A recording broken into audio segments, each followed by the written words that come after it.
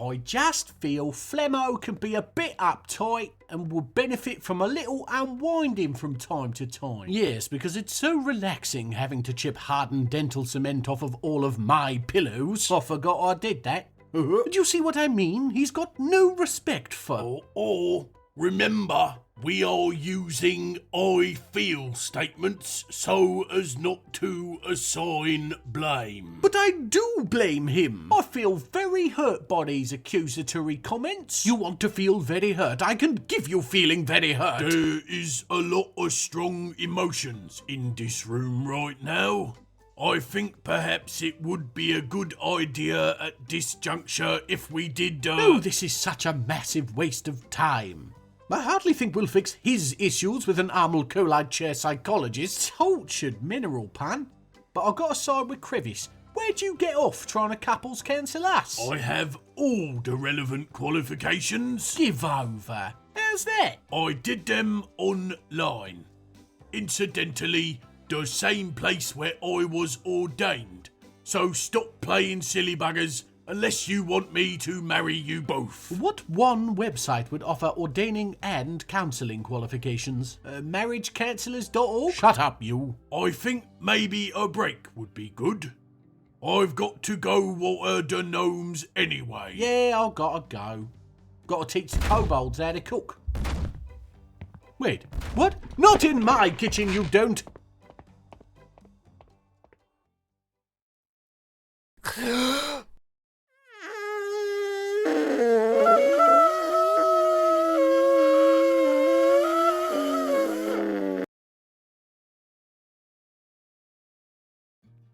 Kutam ilunudi zuamid. Welcome one and all to the frozen hole in the side of a mountain that I've forced 7 dwarves to call home that we all call Mirrorgleam. If you didn't catch episode 1, I would suggest you go back and take a look now, else how would you ever understand how we got to this illustrious point? I mean, we've got 5 limestone donuts and our animals are subsisting on the grass that grows on the inclines, because snow can't stay on them. Too slippery, obviously. Yes, say what you like about dwarves, they can't half get by on practically nothing. This will benefit them under my hand. Oh, the traders made it! I wasn't sure they would. Forget the arduous journey. Our capital of Canyon Humor has been reduced to double-digit population after its war with the elves. A war we are also a part of, ostensibly. Though I can't see those leaf-loving little lickspittles dragging themselves across the heliotrope walls just to attack us. We're following Zuglar Sly Paddle, a new outpost liaison for us to meet and get used to. Zuglar is an adequate blacksmith. I guess it really is slim pickings at Canyon Humor. He's also rude and uncreative. What, was the village idiot busy? High stamina, but slow to love. The dwarves write these themselves, don't they? Leporitis little sods. Well, it's time to talk shop anyway. The world is the same as ever. Well, give me chance. We're requesting seeds, meat, fish, and plump helmets. Our little farm won't last forever, especially with me accidentally cooking seeds. And Canyon Humor want cloth. That'll be for bandages. Or making bloody jelly. I'd never put anything past a dwarf. And we're all done. Just in time to watch Sodal Moonchannel trudge through a blizzard to trade with us. She might be the first trader I've seen with actual skills in trading, too. She's a dwarven unicorn. Incurious, thoughtless, shameless, but anxious. Anxious about what? Rising fuel prices? Ah, damn, that hit too close to home. Here we go, anyway. Don't have a huge amount to trade, so we'll be letting the limestone bracelets go along with the figurines. It isn't like we don't have an abundance of stone, after all. Then we'll just pick through, grabbing some of the cheaper foodstuffs, plus some assorted seeds. The dirt we're farming in currently isn't the highest quality, but we're missing out on whole seasons of it with what few plants we can grow, and that's just making it worse. Oh, that's all done now. No chance anybody starves or dehydrates this year. Whoopee! Got to love the early game. The wins are so hilariously hyperbolic. Anuse Shon, Sodel. Now, I just mentioned trying things with new seeds, and what do you know? Mosus has jumped to and began planting cave wheat. I wouldn't normally bother with anything but plum helmets, as they require no further processing to be edible than to yank them from the ground. But, as I said, with seeds at a premium, thanks to my idiocy, we're going to try some other crops. Cave wheat just needs one extra step from harvesting, that of being ground down into flour, which we can do by hand. Or actually by giant grinding stones. Dwarves aren't that strong. Now, supposedly the flour can be used in meals to make bread and such. But you can't fool me, Dwarf Fortress Wiki. I know finely minced flour when I see it. Oh, well. Just dug through the aquifer that's 6 or 7 Z levels below and let the spiralling stairwell fill with water that wells up from the well-hewn walls. Well, I recognise not having water available for unwell dwarves wouldn't go well. A rare case of my dealing with a situation well before it becomes a problem. Aren't I doing well?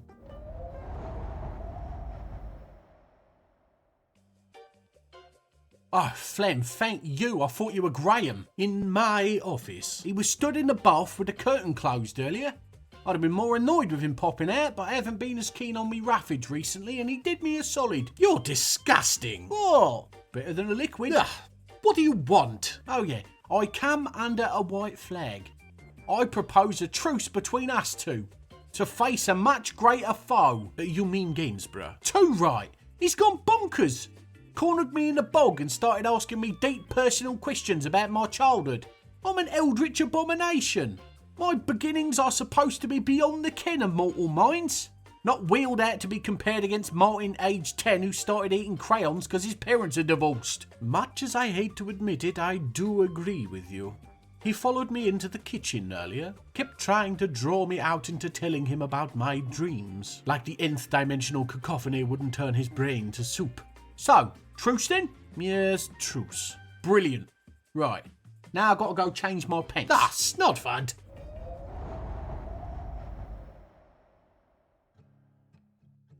For this series, I thought it would be nice to take some time out from Fortress Matters and do a little deep dive into our dwarves. So, here is Urist again. Pause if you'd like all the details. For me, the most important thing here is that he has a greedy streak, but he doesn't often feel envious of others. He's a bit of a loner, very focused on his own goals, and doesn't go out of his way to cause anybody any harm, but will do what he needs to better his own standing. His choice to masquerade as a bard is especially funny, knowing how little natural inclination he has towards music, but I'm taken to believe he sold himself as more of a storyteller than music maker, so perhaps that helped. He's a stolid, headstrong, focused, pleasant little dwarf. Too bad about the whole milkman thing, really. I could see myself honestly liking him otherwise. I've decided to draw a little picture of him. I feel it's hard to really know our dwarves from the handful of pixels we get given, but it seems he gave me a description from a good few years ago, because this trim young chap bears little resemblance to the rather rotund individual we see now.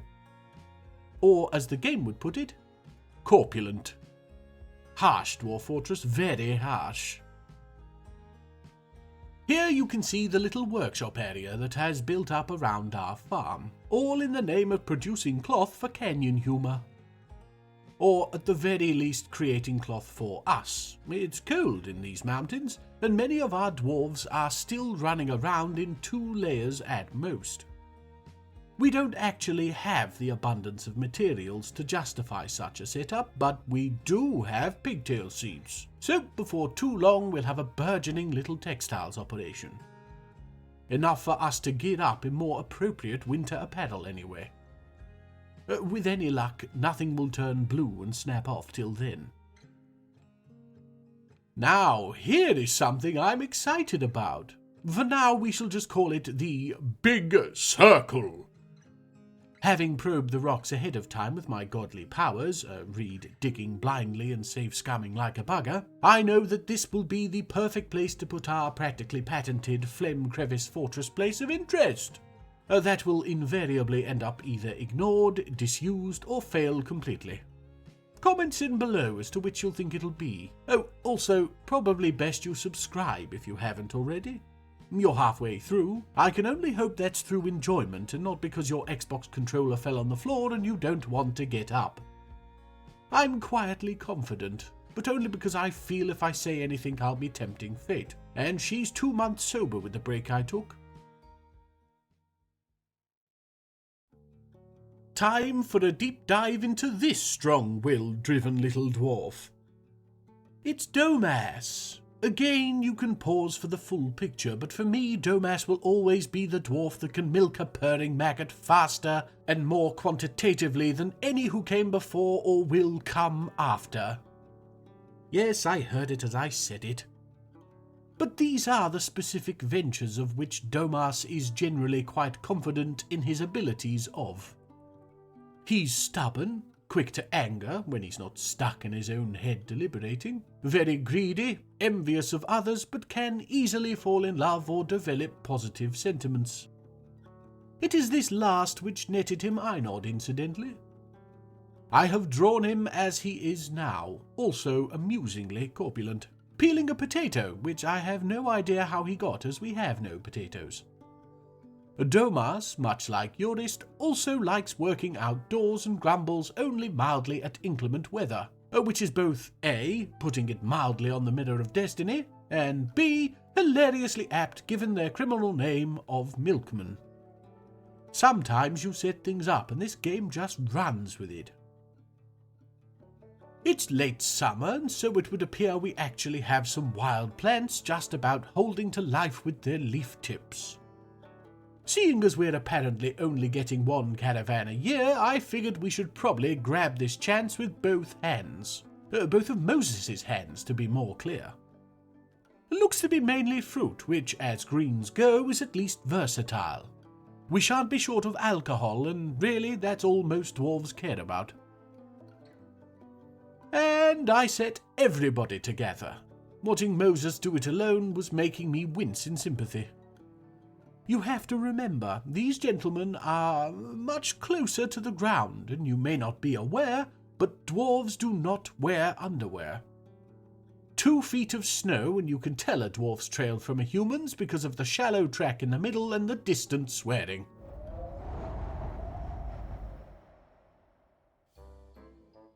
So you can stop now? Everything's all better. Right. Yes, we're back to being bosom buddies, the best of bestest friends. I'm not so sure. No, honestly.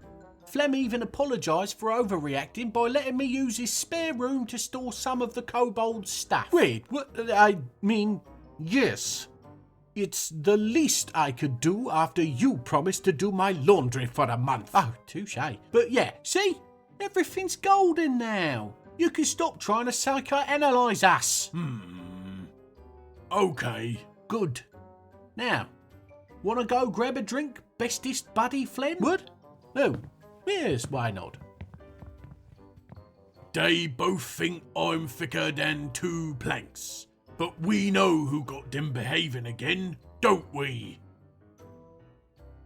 Not answering is very rude. Bet if I had a monkey and a map, you'd be singing.